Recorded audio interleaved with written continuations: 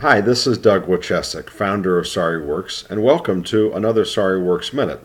In this week's SorryWorks Minute, we're going to provide another excerpt from the new SorryWorks Up book. Now, we call it the Up book because it helps you elevate your disclosure efforts from good to great by sharing lots of stories and tales from the trenches and questions from the road and all sorts of information that we've gathered from live SorryWorks presentations from your colleagues around the country who are trying to master disclosure just like you. And towards the end of the book, in the last chapters of the book, we've got all these different questions that were posed to us by your colleagues, probably the same questions you have about disclosure or a particular area of disclosure, including this week's SorryWorks Minute. Now the question is, are you going to fire that nurse? You know, she hurt Daddy. What about the doctor? He hurt Daddy. We're going to fire him too? Yeah, that's a question a lot of people in risk management and claims and administration have had to endure through the years. A type of question that's posed to you or challenged to you by an angry patient or family. You know, angry patients and families, they not only want sometimes they not only want lawsuits and money, they want people fired or lots of people fired. So how do you handle that difficult question? How do you address that anger and try to move everybody forward in a proactive fashion? Well, I don't think you can be off-putting. You can't say things like, well, we can't share that with you, or our policy prevents us from talking about that.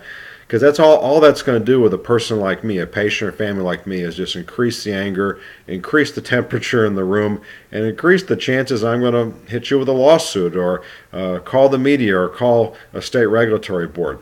On the flip side, though, you can't divulge secret or private information. No matter how bad things got, your staff, your doctors, your nurses, your staff, have a right to their privacy when it comes to their employment concerns. So what do you say? What do you do? It's a fine line to walk, but walk it you must. Well, what we recommend in the Up book, and we'll recommend on this video, is that you respond to the patient, respond to the family in an empathetic manner. You validate their concern and you promise a meeting with the doctor or nurse they're complaining about. Let's take a look at what that sounds like or what that's going to look like. Mrs. Smith, you tell us that you're upset with Dr. Jones. I'm very sorry that this has happened. You say that your concerns or your problems with Dr. Jones are the following, and then you go through in detail. You basically repeat back to Mrs. Smith what her problems with Dr. Jones are. This act of repeating back, one, gives Mrs. Smith and her family the chance to make sure that you got everything right and also give them a chance to add any additional information. Number two, it's a very empathetic thing. It's an incredible act of validation. At the very minimum, Mrs. Smith knows that her complaint was heard, and for a lot of people, that can be the majority of the battle right there. They just need to know somebody heard them. And then, so after doing that, then you're going to promise, Mrs. Smith, we're going to go meet with Dr. Jones and discuss these concerns. So saying those things, I'm sorry this happened, repeating back and promising a meeting with the doctor or nurse or whoever it is they're complaining about, is a very proactive way to address the concern with the patient or family without going too far initially. Because, no matter how bad the complaint is, you still need to get everyone's side of the story. You need to look at the records, the chart, because, sometimes, us patients, us families, we don't get it right. We don't understand. We point the finger in the wrong direction. So we certainly don't want to prematurely throw a colleague under the bus. So we're proactive, but don't go too quick, too far, too soon. So moving forward, if this review, and we talk to Dr. Jones, we look at the records, we talk to the staff, if we find that Dr. Jones actually did make a mistake and the family was upset for very legitimate reasons, the beauty of disclosure is it gets us out of that, let's go fight litigation, let's fire people, let's send them off the medical board, that sort of thing. It opens a lot of other avenues for us, because when you change the discussion from I'm going to own you in this hospital, I want to fire the doctor, fire the nurse, etc., etc., when you change it from that revenge, because that's what you're hearing in my voice, that anger, that revenge, change it from anger, revenge to understanding, it opens up more possibilities. You can really sit down with the family and talk about their needs, and part of that need and part of helping them with their needs might be bringing Dr. Jones in at the appropriate time to be part of the apology, to get some reconciliation and healing for all sides. And there's some wonderful stories we've heard across the country where clinicians who the family is very angry at, sometimes very angry for good reason, being able to participate in the disclosure process and everybody getting to a much better state.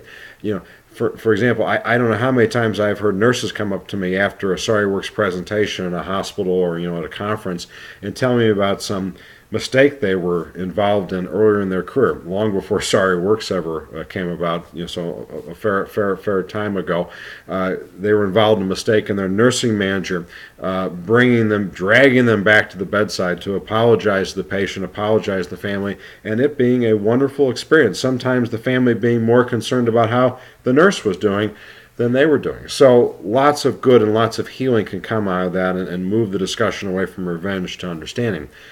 Likewise, there will be times, of course, where the review shows there was no mistake, there was no error. The family is upset at Dr. Jones, but Dr. Jones didn't do anything wrong, or the nurse didn't do anything wrong. It was just an adverse event. They did everything they could. It was, just a complication. In these situations too, if the time is right, if the situation's right, you can bring Dr. Jones or the nurse or whoever back into the conversation and try to repair that relationship. So lots of good things can happen on this front in the area of disclosure. But what about firing somebody? Sometimes, sorry to say, people do need to be fired. Frequent flyers, clinicians who are repeatedly making mistakes, who are truly dangerous, obviously they need to go. Or if it's some act that is just, totally, off the wall, immoral, whatever, sure, in those instances, people need to be fired, and you all have your policies and procedures. You don't need to listen to me to tell you about that. But I do want to close by sharing a couple thoughts about firing that we've gotten from people around the country. I think this will help broaden your thinking about this and give you some additional things to think about. I was once talking with the CEO of a large nursing home system, and he said, Doug, if you've got a good clinician who made a mistake, a legitimate mistake, you've actually made an investment in that person. This otherwise good clinician is going to work, and more often times than not, is going to work really hard to make sure that mistake doesn't happen again. They're going to raise their game to another level, and their patients and those patients' families and your organization are going to benefit tremendously because of this. So, be very careful about firing and be slow to fire. Give people a chance to recover themselves, and more often times than not, you'll benefit. Shortly after I got that bit of wisdom from that CEO, I was talking with a retired nursing or former nursing educator, and she said, her take on this was, those clinicians who are very upset and distraught and just obviously emotionally impacted by the mistake, a lot of times you can recover those people if you give them support. If you're helping the second victim of medical errors we talk about, if you're helping those people, they can be recovered, and they will be very effective clinicians going forward. She said, however, the clinicians that worry her are the ones that are not emotionally impacted, show no grief or remorse or any type of response to the mistake they were involved in and the harm they caused. She said those are the people that probably do need to be fired. So that's the SariWorks Minute from this week. Again, that's an excerpt taken from the new SariWorks Up book. That excerpt and a lot of other great information, a lot of other questions and stories and tales from the trenches, all things from your colleagues around the country to help you do a better job of disclosure, is all found in the SariWorks book, which is SariWorks Up book, which is found on the SariWorks website. You can order it here. It's officially becoming available October 15th, but you can pre-order here. It's just $29.99 a copy. Thank you very much. Have a great day.